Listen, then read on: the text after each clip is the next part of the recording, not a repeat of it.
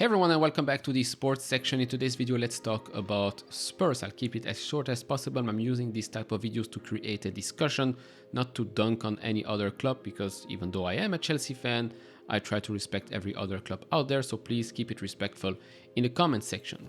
Now let's talk about Spurs, because right now, of course, the environment around the club isn't that great. They parted ways with Antonio Conte, they parted ways with his assistant. Now Ryan Mason is there, of course. Got beaten 6-1 by Newcastle.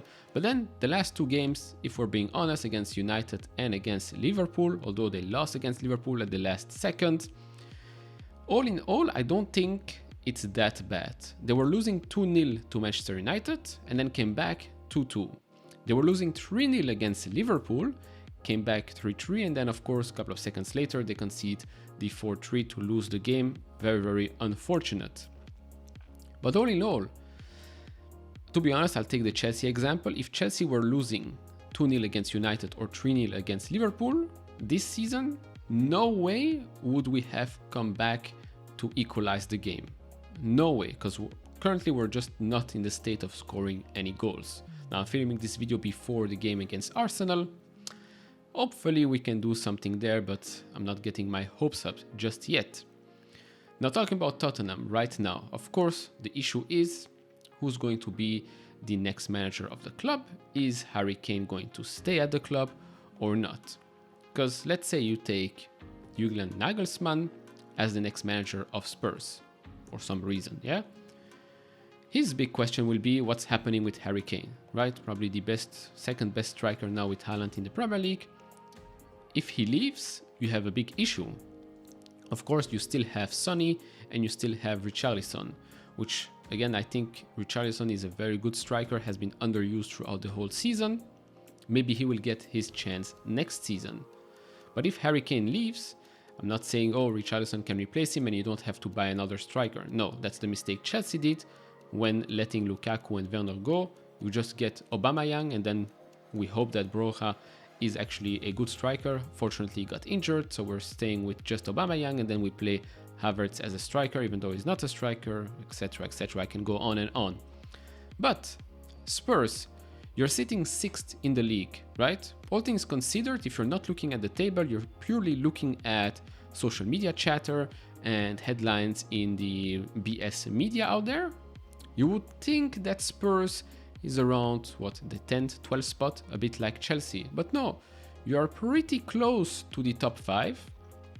Of course, forget about Champions League, but Europa League I think is still a possibility. And if not, then yes, you have the Conference League, although my opinion for big clubs in England, for the real top 6, let's say, if you can't make it into the Champions League and maybe not even the Europa League, it's not worth it to go and play Thursday night against FC, I don't even know which club plays in the Conference League.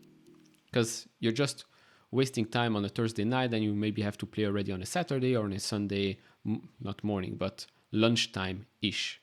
Not worth it. But going forward with Spurs, fans are probably very, very angry with the owner, etc, etc. But I'll give you my opinion from the outside.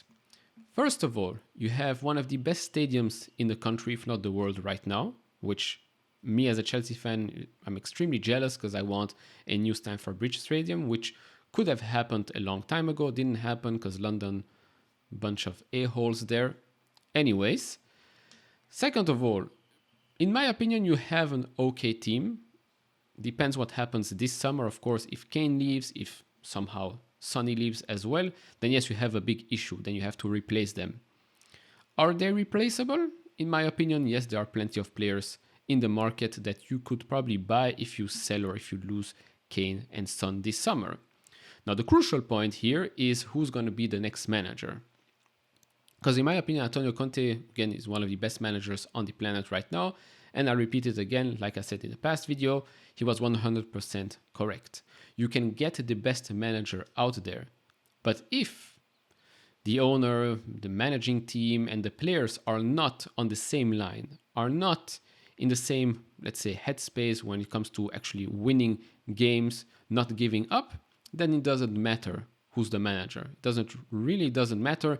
You can see it at Chelsea again. I'll bring up the the examples of Chelsea, so I actually see that I actually care about what I'm saying here. Chelsea. We had Thomas Tuchel, who has won the Champions League with Chelsea, has won the World Cup, reached other 2 finals as well, got fired. Why is that? Because of, well, Burley wanted to go into the dressing room, the locker room at halftime with some guests to see what happens, etc., etc. He says, well, Thomas Tuchel was not on the same wavelength when it comes to the vision that we wanted to put into the club. Yeah, BS. At Chelsea, probably right now everybody has another idea of where the club wants to go. The owner wants XYZ. Now we have a sporting director, technical director as well. Do they have the same direction? I hope so. Next manager, no surprising there that Luis Enrique and Julian Nagelsmann do not want to come at Chelsea right now. Apparently, Jose Mourinho doesn't want to come either, wants to stay at Roma. Because, well, probably the owner is now projecting negative energy, let's call it. And good managers, hopefully it doesn't really resonate with potential players that want to come to the club.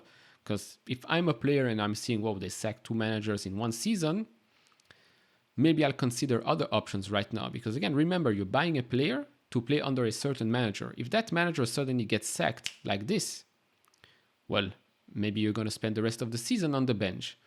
But on the flip side, if you're really a good player, an elite player, then it doesn't matter who's the manager. If you are playing well, if you're giving your all for the club and the badge, then you will play. And this goes against the point where if you are a player of a certain club, you don't really have to care much who's the manager. You have to care about winning games for the fans, for the club, and actually for your self-respect as well. For Spurs right now, the situation isn't that bad. Let's be honest. It's not like you were title contenders at the start of this season or last season. No, yes, okay, you're not in the top 4. But let's not say that, well, right now it's the end of Spurs, they're going down, they won't ever challenge for a top 4 ever again.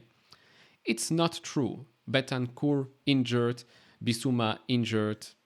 Well, Son didn't really have such a great season, if we're being honest. Change of coaches at the end of the season.